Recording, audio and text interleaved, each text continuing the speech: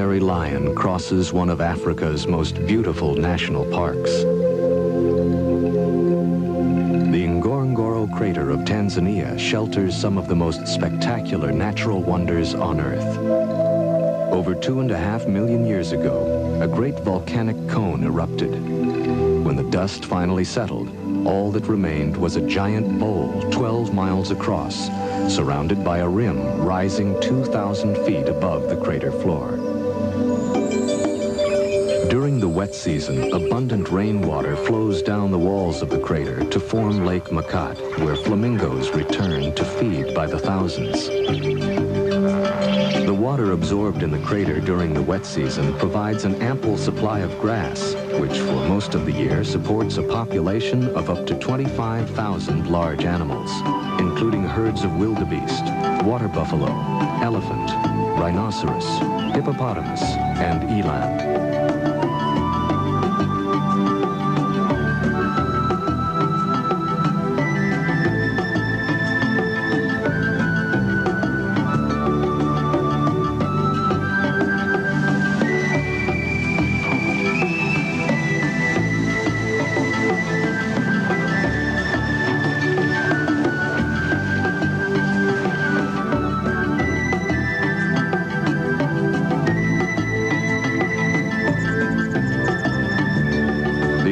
Of grazing animals provides the staple food for carnivores of the crater: jackal, hyenas, cheetah, and lions.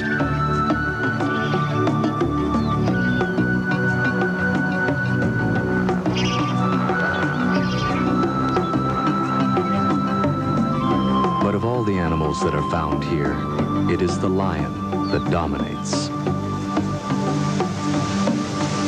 About 80 lions live in family groups, or prides, of 8 or more, spread evenly across the crater. From records kept over the past 20 to 30 years, it is known that the number of lions in the crater has remained about the same. The gestation period of the female lion is about 110 days. There is no special birth season, and cubs can be born throughout the year. Like most cats, lions usually sleep or rest during the day for up to 21 hours. They will even rest between periods of feasting on a kill. Some will climb into trees to sleep, draped over the branches, to avoid insects that swarm over them on the ground. Others, gorged with meat from a kill, will roll from side to side, seeking a comfortable position for the large meal bulging in their stomachs.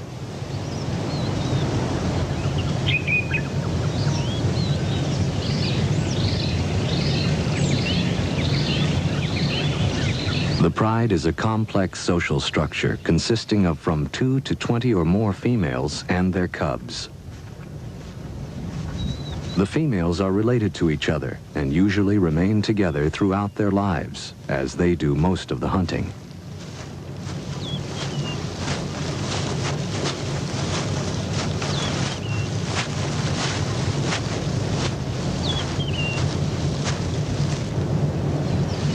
After a meal, the pride gathers, grooming and touching each other and strengthening their family bonds.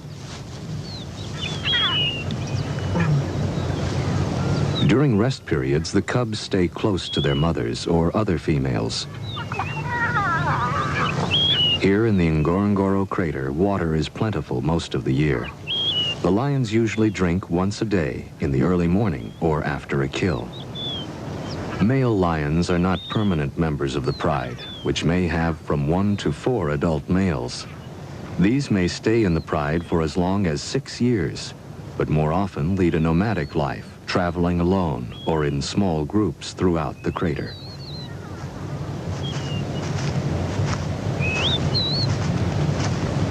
When hunting, the pride will either band in small groups or roam alone in search of prey.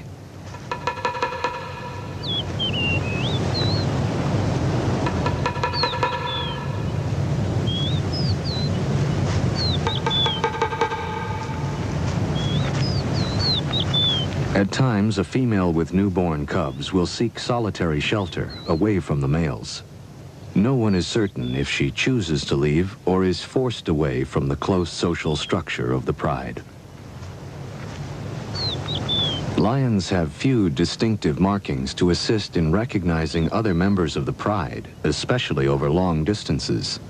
Therefore, they must approach another pride member in a direct manner, without hesitation. Should an approaching lion of the pride seem unsure of itself, it may be attacked as if it were a stranger. If a lioness is attacked several times, she may become unsure of herself and eventually leave her pride. In this way, the pride remains relatively stable in size.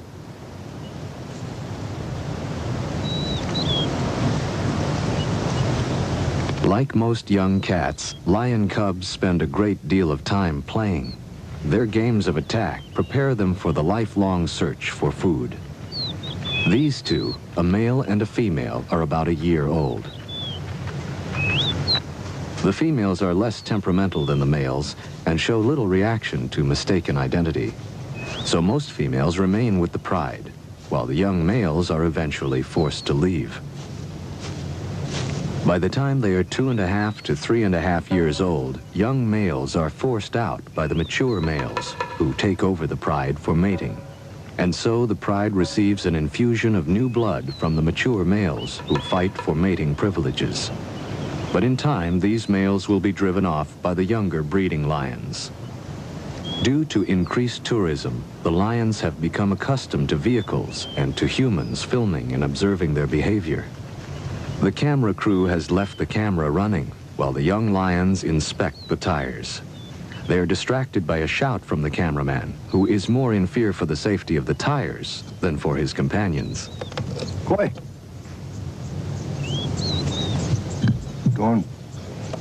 Don't.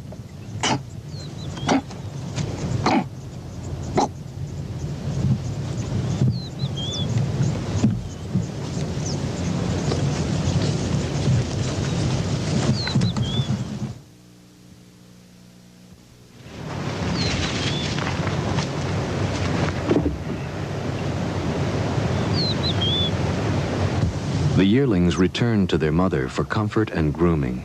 In a few years, the male yearling may be driven from the pride by an older male seeking to stake a claim. The young male will then spend a few years wandering alone or with other young males. As summer wears on, the great herds of wildebeest range over the crater floor. Grazing in the shimmering heat of the sun, the great herds are one of the main prey of the crater lions. The zebra are safer on the barren plain, but as they move into the taller grass, they are now at risk by the stalking female lions.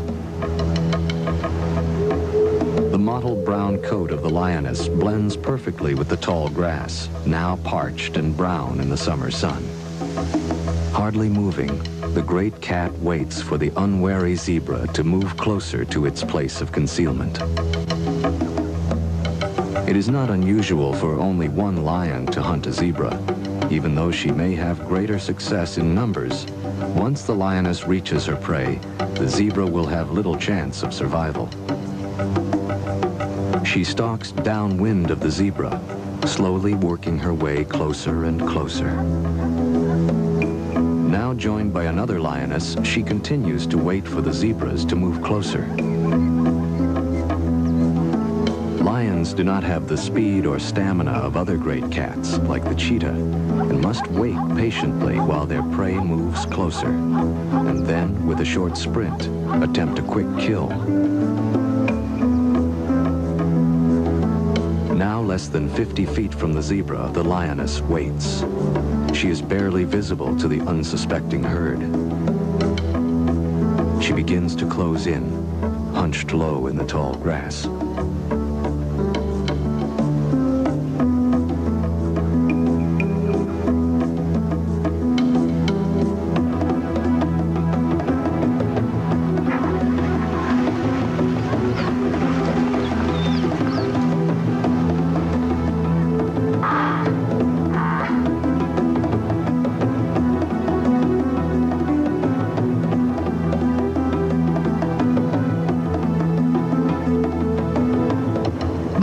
lioness pins the zebra to the ground. The rest of the pride begins to devour the still living zebra.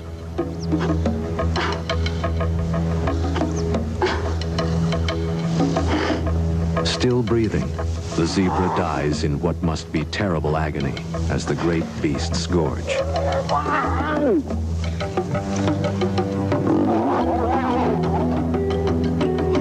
Their stomachs filled, the lions clean each other by licking the still fresh blood from each other's muzzles and coats.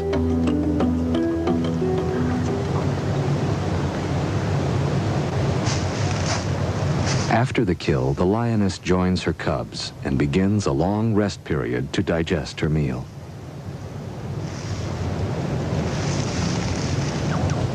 Some miles away, a second pride is preparing to hunt. Lions, like most carnivorous animals, live within a well-defended territory. This territory must contain a source of water and plentiful food and can encompass from 10 to 100 square miles. In the heart of the territory, the lioness is able to bear her cubs, protected by the other members of the pride. On this day, a water buffalo has been killed near an access road in the crater. Unconcerned by passing tourists' vehicles, the pride runs to the fresh kill.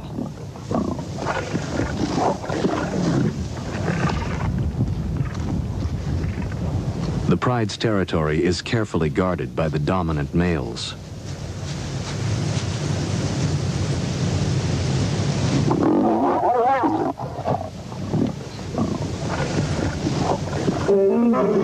Roaring to alert trespassers, the male rushes forward, bellowing his rage to deter nomadic lions from entering his territory.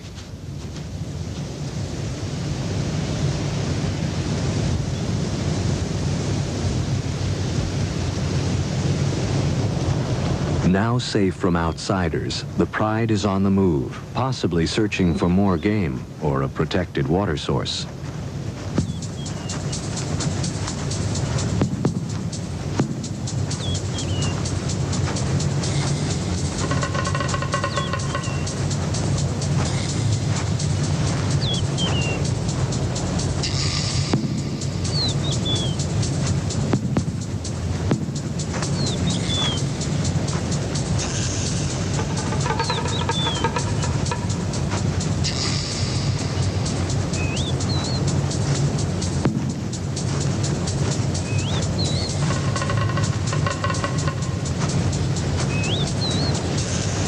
This pride has a large concentration of cubs and yearlings. Stretched out along the access road, they seem indifferent to time or distance as they slowly make their way, following the others.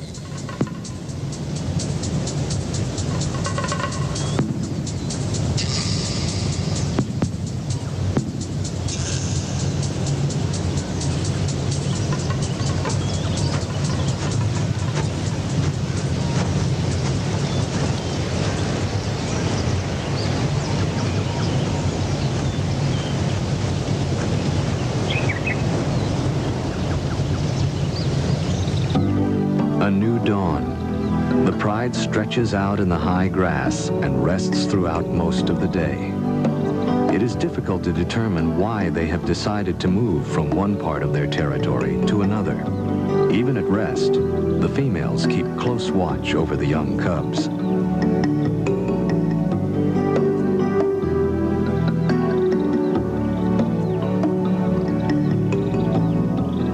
Lions have a well-defined system of communication.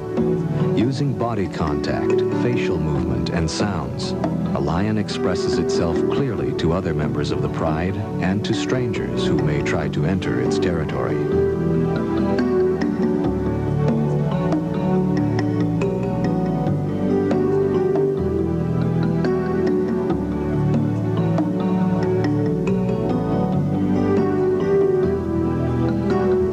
As spring turns to summer, a flock of crowned cranes flies over a herd of zebra feeding on the open savanna.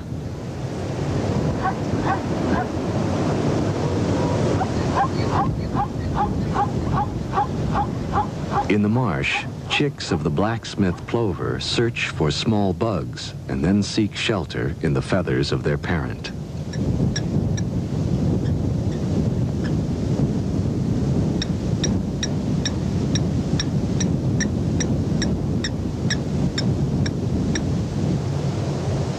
Emerging from her hiding place, a female and 3 very small cubs set out to join the pride. For the young cubs, it is a long trip across the open plain. Camouflaged by the long grass, the female usually remains in hiding until her cubs are old enough to walk. Lion cubs are almost helpless when born. Weighing from 2 to 5 pounds at birth, they can barely crawl and do not open their eyes before 1 or 2 weeks. Newborn cubs have a slightly spotted coat, which helps to hide them in the thick grass. This color changes after 3 to 5 months. Sensing that the smallest and weakest cub is falling behind, the lioness gently carries it by the neck across a dry mud bank, while the other 2 cubs scurry to keep up.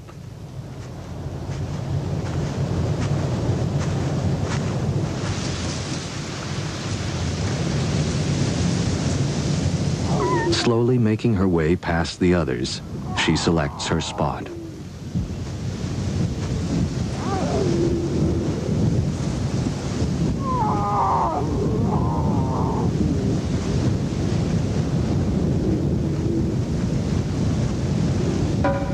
Here she rests while the cubs nurse.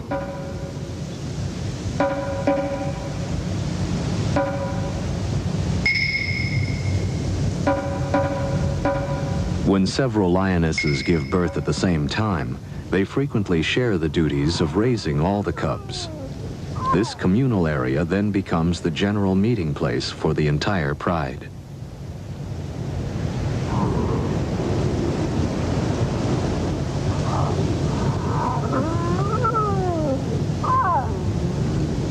Communal gatherings allow all members of the pride to become acquainted with the cubs.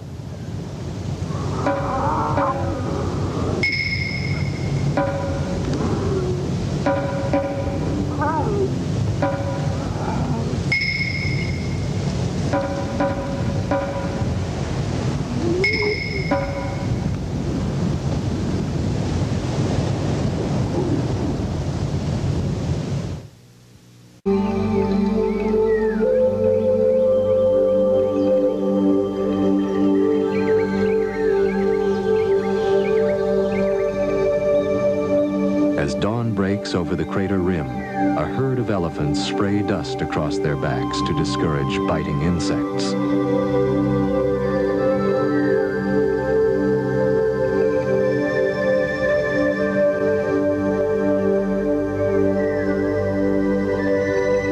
Along the edge of Lake Makat, a flock of migrating birds pause to feed.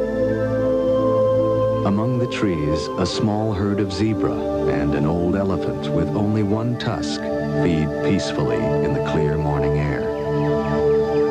Near the lake shore, gazelles graze contentedly as they share their pasture with a flock of ducks. Knee-deep in the mud of the swamp, a huge water buffalo wallows contentedly. The buffalo is the lion's largest and most formidable prey, and is capable of putting a marauding lion to flight. Lions are usually wary of an adult buffalo, which can severely injure or kill an adult lion with its sharp horns. During the heat of the day, the pride rests in the soft, high grass. The lion leads a life without threat, for their only real enemy, the hyena, will not attack the entire pride. If caught alone on the plain, an adult lion and cubs, or even young adults, can be at great risk from a pack of hyena. In the afternoon, the yearlings spar with one another, or their mother, who usually gives them a quick swat for their trouble. Then, relaxed and seemingly full of affection for the cubs, the female joins in the afternoon play.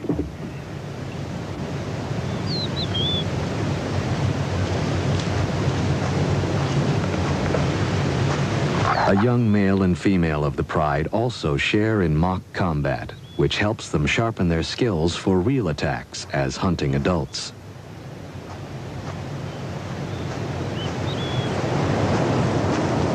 Late in the afternoon, the pride begins its quest for prey.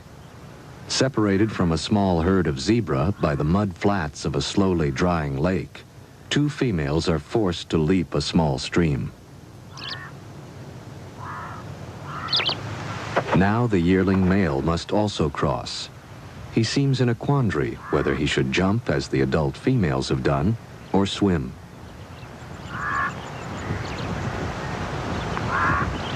Most cats are excellent swimmers, but they will avoid the water unless it is absolutely necessary.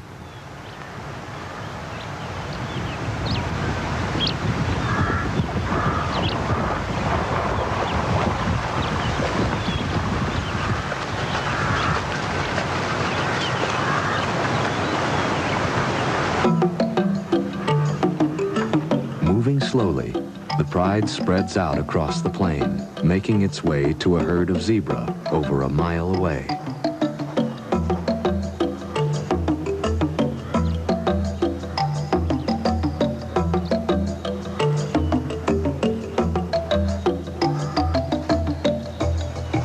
Screened by the high grass, the lions stealthily approach the zebra. With the wind blowing from the zebra toward the lions, the zebra are unaware of the approaching danger. Lions are known to approach their prey from either upwind or downwind.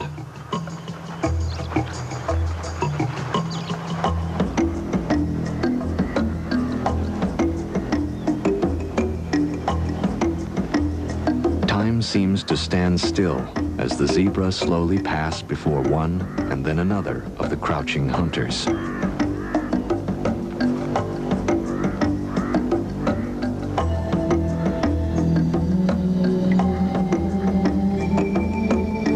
The zebra are crossing this area to graze near a large herd of wildebeest. Now, one lioness begins to move toward the zebra. Nearby, the entire pride is waiting for the moment to charge.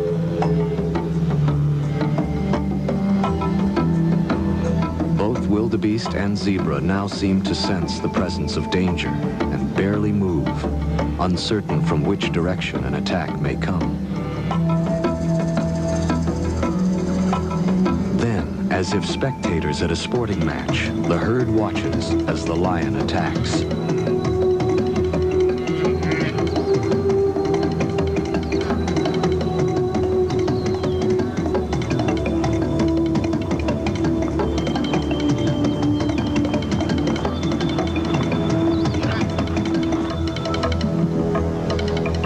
Lions are slower than zebra and wildebeest and are only about 30% successful, even when hunting in a group. After resting, the pride prepares for another attempt. The dominant female heads off in the direction of a large herd of buffalo. Extremely dangerous, the African water buffalo can weigh as much as a ton. The males gather around the periphery of the herd, and the females and calves stay closer to the center. Seldom do one or two lions attempt an attack on a small herd of buffalo, or even on a single member that is feeding alone. But on occasion, whether they are truly hungry or just young lions practicing their hunting skills, such an encounter happens. It is seldom rewarding for the lions. Suspicious, short-tempered, and cunning, the buffalo is a formidable adversary and are extremely aggressive when confronted by a lion.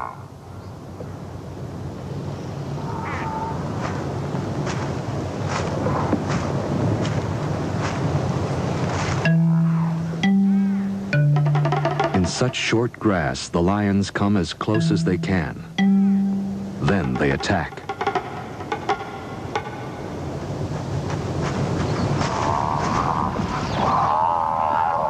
The buffalo are quickly outrun by the lions.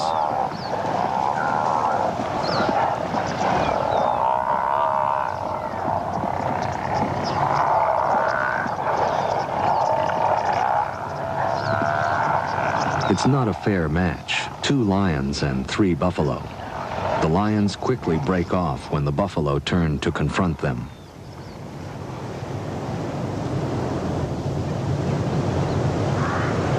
Closer to the lake, a larger herd is peacefully grazing.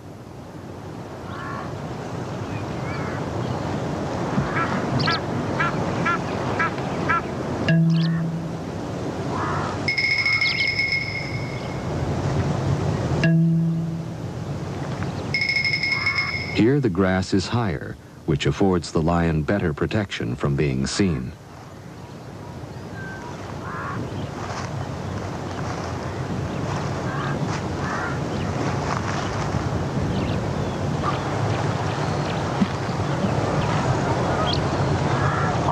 Working as a team, the pride takes up position along the edge of the buffalo herd and move in. Surprised, the herd bolts, then just as quickly whirl around to face their attackers and counterattack. The buffalo chase after the lions, who are now fleeing for their lives.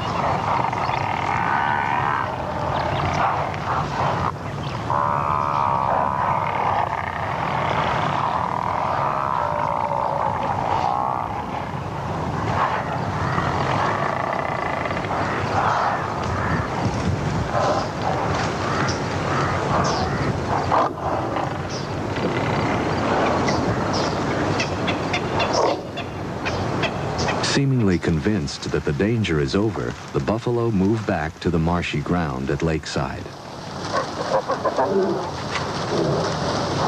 The lions, too, return to a less dangerous task. The lioness and her 2 yearlings, who have taken up sanctuary in a tree, also rejoin the pride.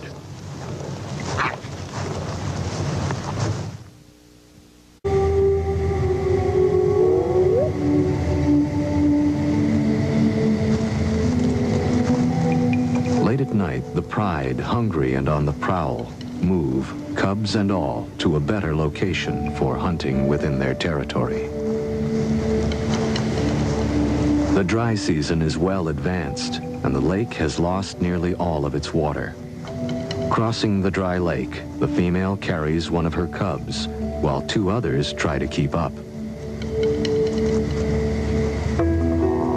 Somehow, the pride passes too close to a herd of buffalo, who try to trample the lions. In a valiant effort to protect the cubs, the lioness dashes at the buffalo, and then runs back to her cubs, trying desperately to guide them to safety.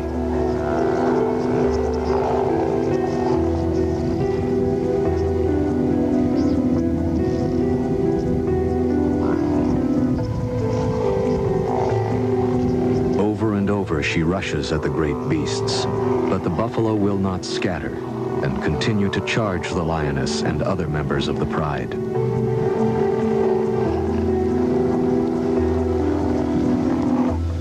Dawn finds the savannah calm with no signs of raging buffalo. The pride has sought the shelter of a secluded spot.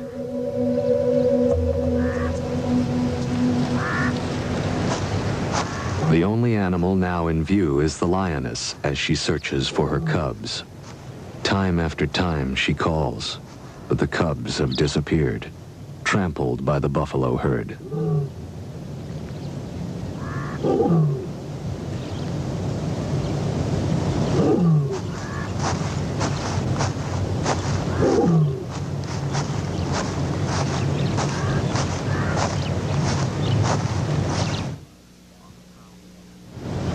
On the prowl again, the pride spots a lone buffalo feeding in the high grass along the edge of a swamp. Separated from its herd, a single buffalo is still extremely dangerous and must be approached with caution. This large male, with its ear torn from either previous attacks or thorn bushes, is joined by a wattled starling who makes a meal from the ticks that infests the hide of the bull. Deciding to attack, the pride begins to stalk the bull.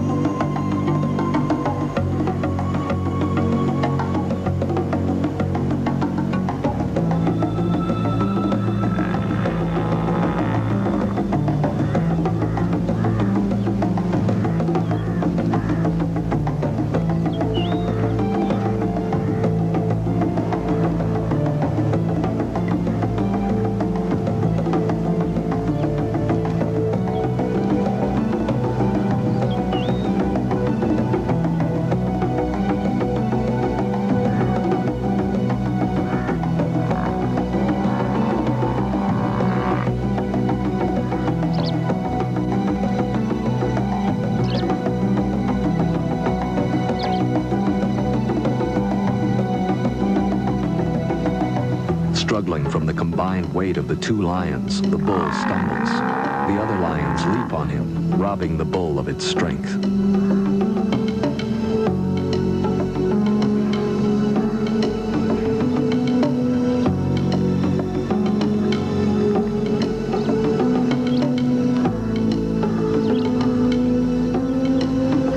A yearling bravely joins the fight and attacks the bull's head.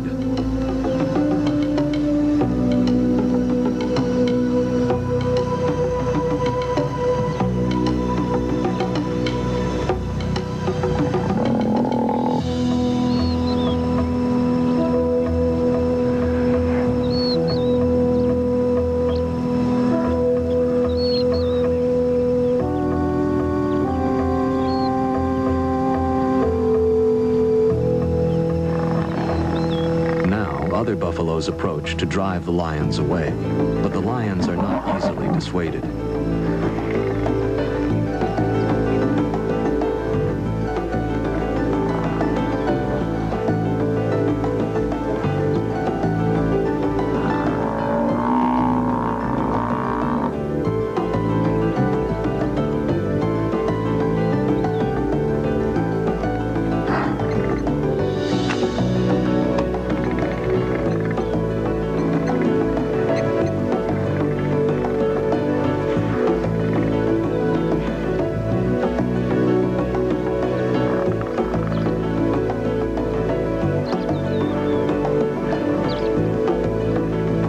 Having drawn blood, the lions continue to pursue the injured bull. Its weakened condition gives them a chance of making a kill.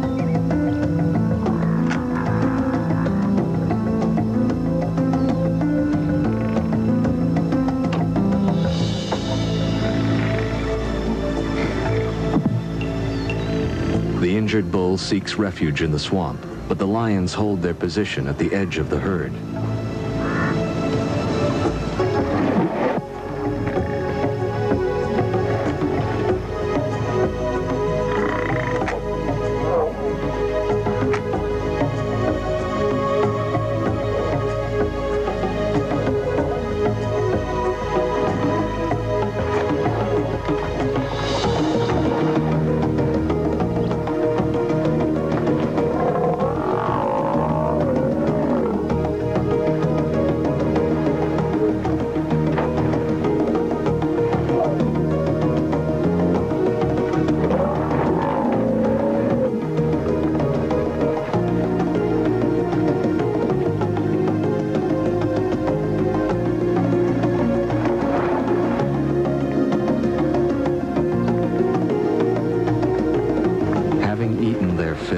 the lions leave the dead buffalo and head toward shore for a long rest.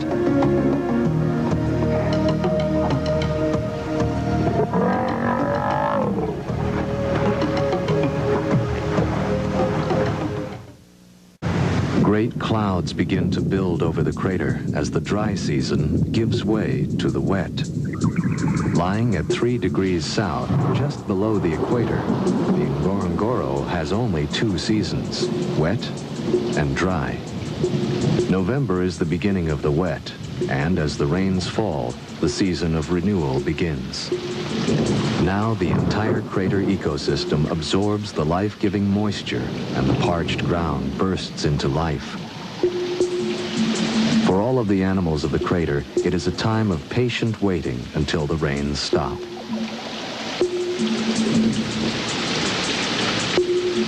Wildebeest, Grant's gazelle, lion, all soak in the cool rain. Within a week, the crater will turn green, and a carpet of yellow flowers will cover the savanna. With the gray dust of the dry season finally settled by the rain, the crater puts forth the sweet, earthy smell of a new spring. The sun bursts forth to disclose the broad green carpet of the crater floor. Now the lake will fill, frogs emerge from the mud, and millions of insects issue forth as a banquet for the thousands of birds that quickly return to this extraordinary valley. African spoonbill preen each other's feathers as a black-winged stilt probes the shallows for tiny aquatic organisms. Each day, rain falls on the crater and the grass. The primary energy source for all animals grows more lush. Tissue paper flowers poke up through the thickening grass, and the herds of wildebeest and zebra graze across the crater floor. A few hours old, the young wildebeest are on their feet and able to run with the herd. Theirs is a cruel world, where speed and agility is the only defense against the lion, hyena, and cheetah. With their umbilical cords still hanging from their stomachs, the young wildebeest cavort, while another newborn, less than an hour old, stays close to its mother's side. Close by, a female and calf share a small stream with a flock of sacred ibis. The female is ever cautious of marauding carnivores. Near the service road that crosses the crater, a female lion with 3 cubs has emerged from hiding and is slowly moving to rejoin the pride. Young cubs like these have bluish-gray eyes for the first few weeks after birth. Then their eyes turn an amber color.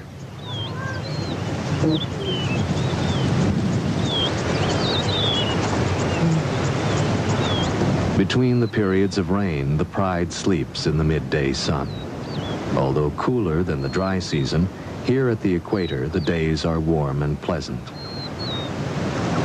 With plentiful game, the lions are well fed and peaceful.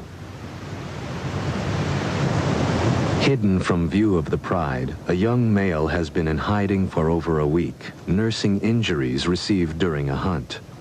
Now it emerges, its hind leg obviously swollen with a festering wound.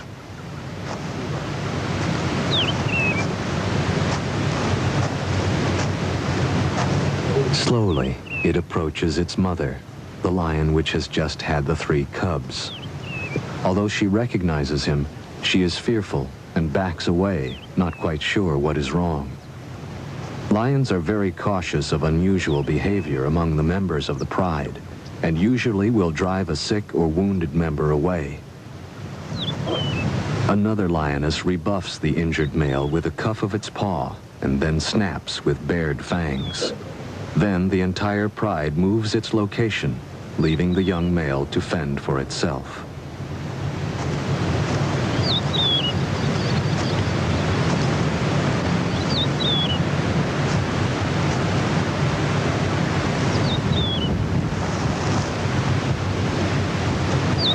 So weak it can hardly care for its wound, the male is no longer able to live with the pride. At nightfall, the pride will leave the area, and the young injured male will be left defenseless against a hyena attack.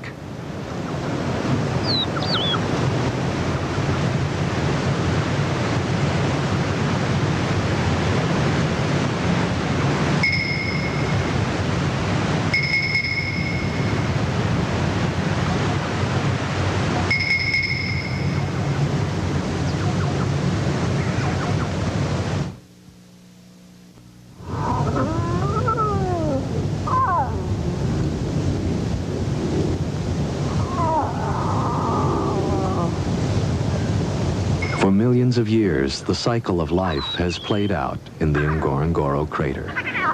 From its western rim, the land stretches out toward the Olduvai Gorge, where Lewis and Mary Leakey found the remains of some of man's oldest ancestors. Farther on, at Laetoli, Mary Leakey found footprints that were left in damp volcanic ash some 3,700,000 years ago by two-legged, upright walking primates, or hominids, possibly one of mankind's earliest ancestors. Looking at these prehistoric footprints, one can see where the two creatures, one possibly male and the other a female carrying a baby, had stopped and turned, as if sharing a moment of doubt. Man has shared the planet with animals for only a very short time. Early ancestors of the great cats and other animals of the crater lived in Africa for many millions of years before the emergence of any form of pre-human. Yet, in the last 100 years, man has so altered the environment that thousands of species of animals, birds, fish, reptiles, and plants are extinct. Today, the nations of Africa share a common dilemma. The need for more farmland has reduced the once great herds of wild animals that roam the continent. However, since the end of World War II, much has been done to establish national parks in order to save the remaining unique species in Africa. This is the legacy of the Ngorongoro Conservation Area.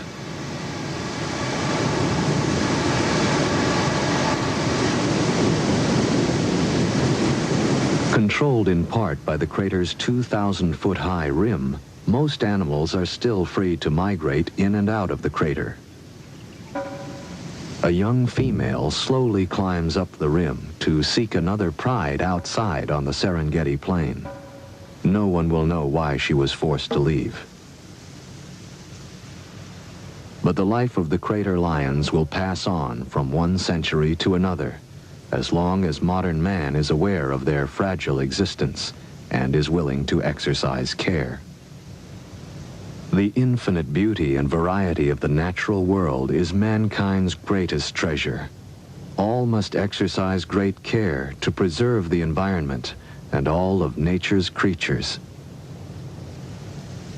Symbol of strength and majesty since the beginning of recorded history, the lion has always commanded man's respect.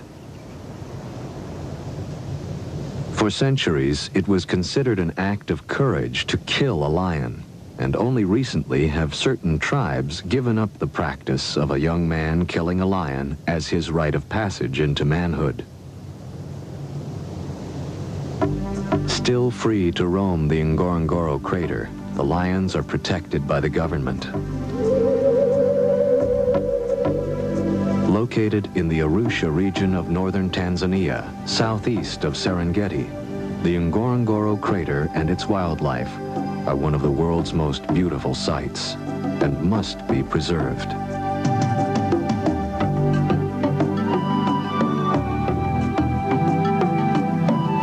Coming up next on the Discovery Channel, cunning and deadly rattlesnakes search for I'd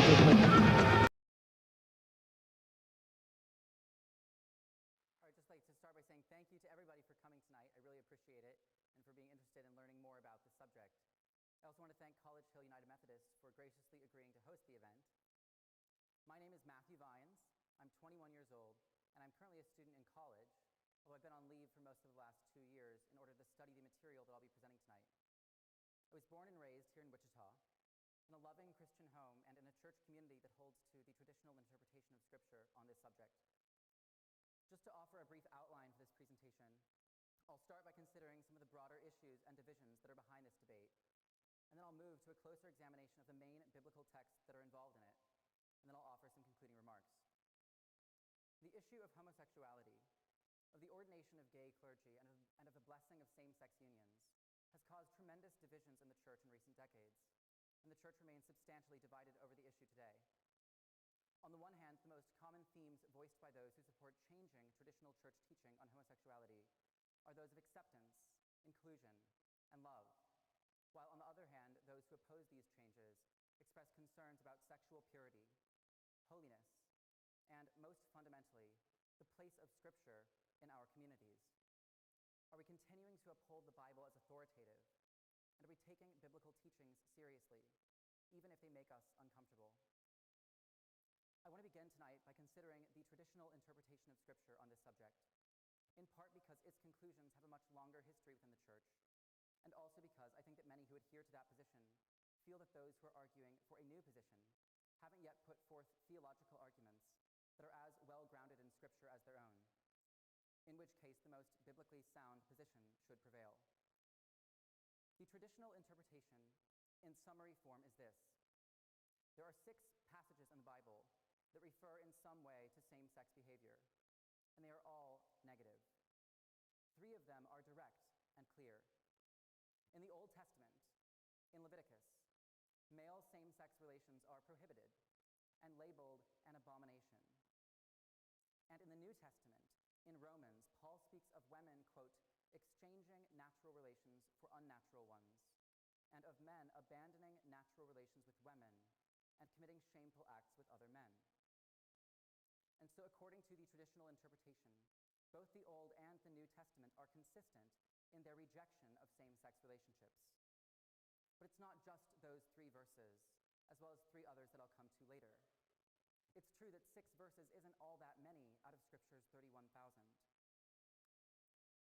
But not only are they all negative, from the traditional viewpoint, they gain broader meaning and coherence from the opening chapters of Genesis, in which God creates Adam and Eve, male and female. That was the original creation, before the fall, before sin entered the world. That was the way that things were supposed to be. And so according to this view, if someone is gay, then their sexual orientation is a sign of the fall, a sign of human fallenness and brokenness. That was not the way that things were supposed to be. And while having a same-sex orientation is not in and of itself a sin, according to the traditional interpretation, acting upon it is, because the Bible is clear both in what it negatively prohibits and in what it positively approves.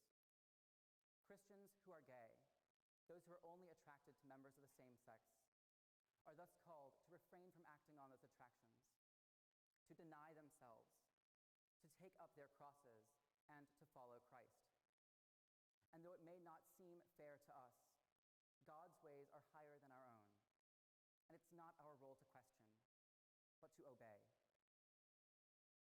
Within this framework, gay people have a problem, and that is that they want to have sex with the wrong people.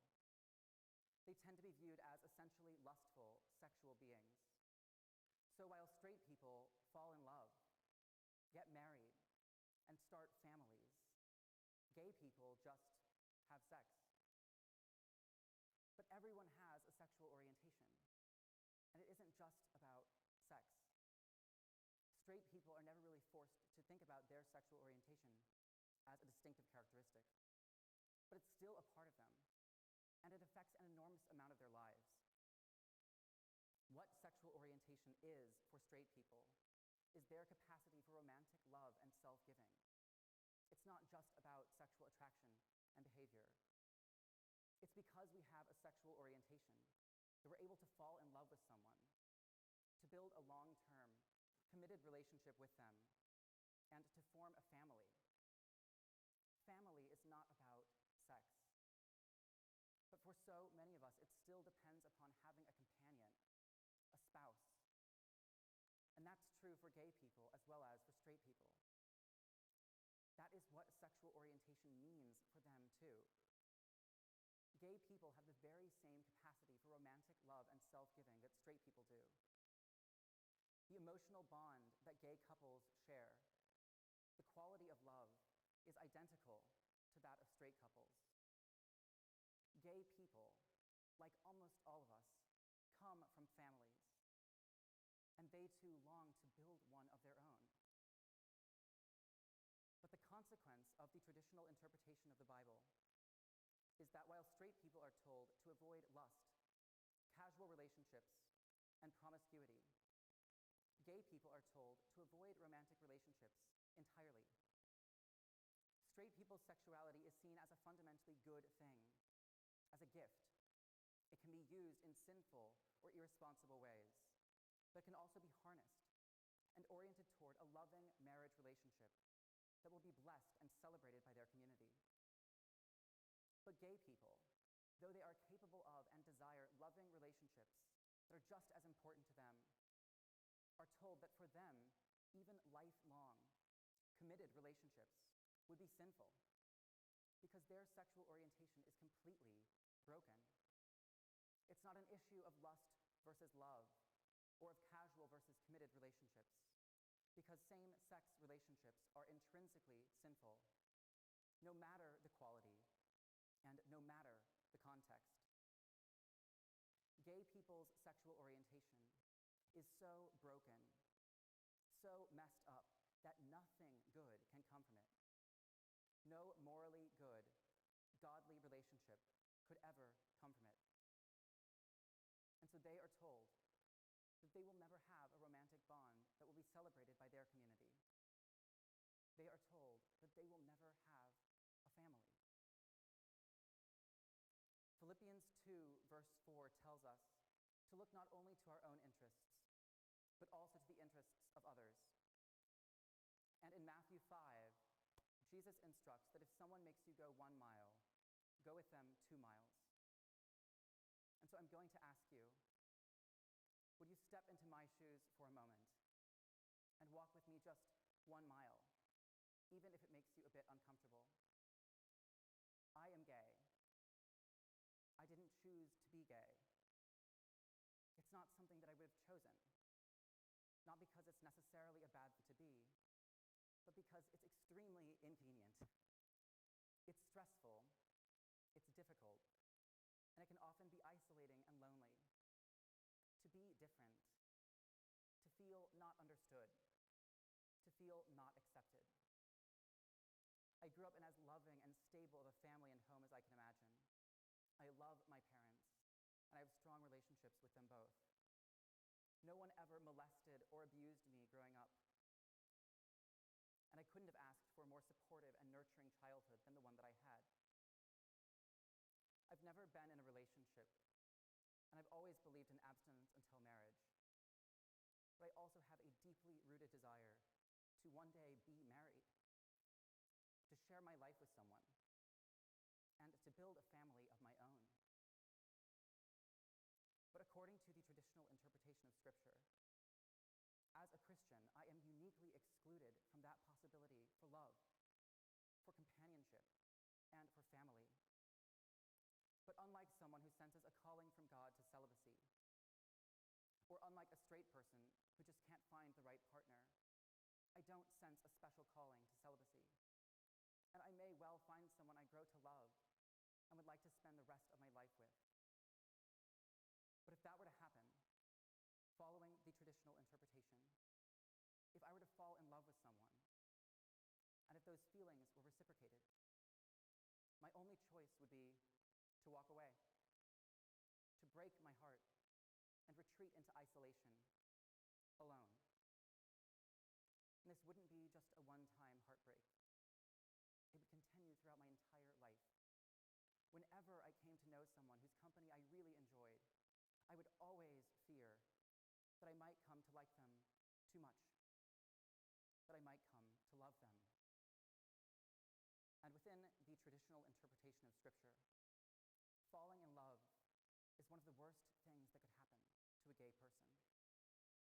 Because you will necessarily be heartbroken. You will have to run away. And that will happen every single time that you come to care about someone else too much. So while you watch your friends fall in love, thank you to everybody for coming tonight. I really appreciate it, and for being interested in learning more about this subject.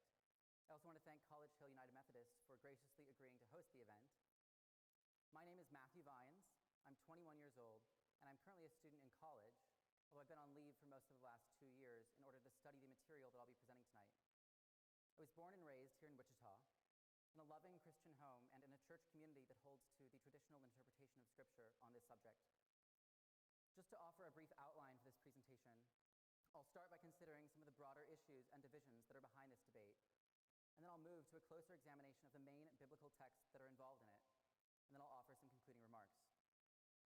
The issue of homosexuality, of the ordination of gay clergy, and of the blessing of same-sex unions has caused tremendous divisions in the church in recent decades, and the church remains substantially divided over the issue today. On the one hand, the most common themes voiced by those who support changing traditional church teaching on homosexuality are those of acceptance, inclusion, and love, while on the other hand, those who oppose these changes express concerns about sexual purity, holiness, and most fundamentally, the place of Scripture in our communities. Are we continuing to uphold the Bible as authoritative? And are we taking biblical teachings seriously, even if they make us uncomfortable? I want to begin tonight by considering the traditional interpretation of Scripture on this subject, in part because its conclusions have a much longer history within the church, and also because I think that many who adhere to that position feel that those who are arguing for a new position haven't yet put forth theological arguments that are as well grounded in Scripture as their own, in which case the most biblically sound position should prevail. The traditional interpretation, in summary form, is this. There are 6 passages in the Bible that refer in some way to same-sex behavior, and they are all negative. 3 of them are direct and clear. In the Old Testament, in Leviticus, male same-sex relations are prohibited and labeled an abomination. And in the New Testament, in Romans, Paul speaks of women, quote, exchanging natural relations for unnatural ones, and of men abandoning natural relations with women and committing shameful acts with other men. And so according to the traditional interpretation, both the Old and the New Testament are consistent in their rejection of same-sex relationships. But it's not just those 3 verses, as well as 3 others that I'll come to later. It's true that 6 verses isn't all that many out of Scripture's 31,000. But not only are they all negative, from the traditional viewpoint, they gain broader meaning and coherence from the opening chapters of Genesis, in which God creates Adam and Eve, male and female. That was the original creation, before the fall, before sin entered the world. That was the way that things were supposed to be. And so according to this view, if someone is gay, then their sexual orientation is a sign of the fall, a sign of human fallenness and brokenness. That was not the way that things were supposed to be. And while having a same-sex orientation is not in and of itself a sin, according to the traditional interpretation, acting upon it is, because the Bible is clear both in what it negatively prohibits and in what it positively approves. Christians who are gay, those who are only attracted to members of the same sex, are thus called to refrain from acting on those attractions, to deny themselves, to take up their crosses, and to follow Christ. And though it may not seem fair to us, God's ways are higher than our own, and it's not our role to question, but to obey. Within this framework, gay people have a problem, and that is that they want to have sex with the wrong people. They tend to be viewed as essentially lustful, sexual beings. So while straight people fall in love, get married, and start families, gay people just have sex. But everyone has a sexual orientation, and it isn't just about sex.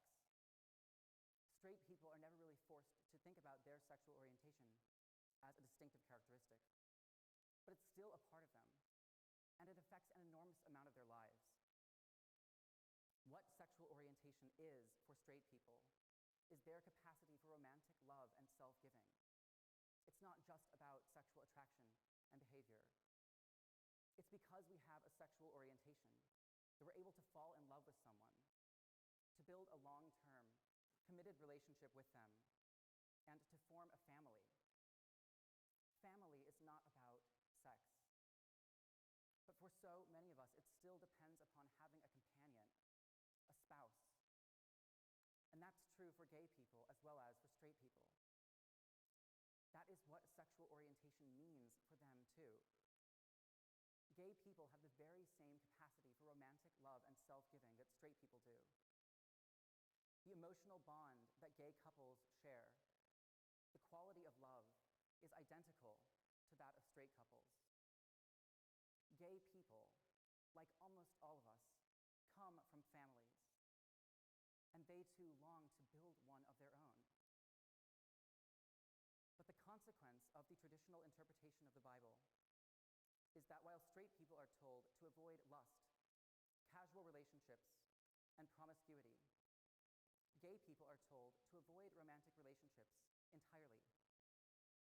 Straight people's sexuality is seen as a fundamentally good thing, as a gift. It can be used in sinful or irresponsible ways, but it can also be harnessed and oriented toward a loving marriage relationship that will be blessed and celebrated by their community. But gay people, though they are capable of and desire loving relationships that are just as important to them, are told that for them, even lifelong, committed relationships would be sinful because their sexual orientation is completely broken. It's not an issue of lust versus love or of casual versus committed relationships, because same-sex relationships are intrinsically sinful, no matter the quality and no matter the context. Gay people's sexual orientation is so broken, so messed up, that nothing good can come from it. No morally good, godly relationship could ever come from it. And so they are told that they will never have a romantic bond that will be celebrated by their community. They are told that they will never have a family. Philippians 2, verse 4 tells us to look not only to our own interests, but also to the interests of others.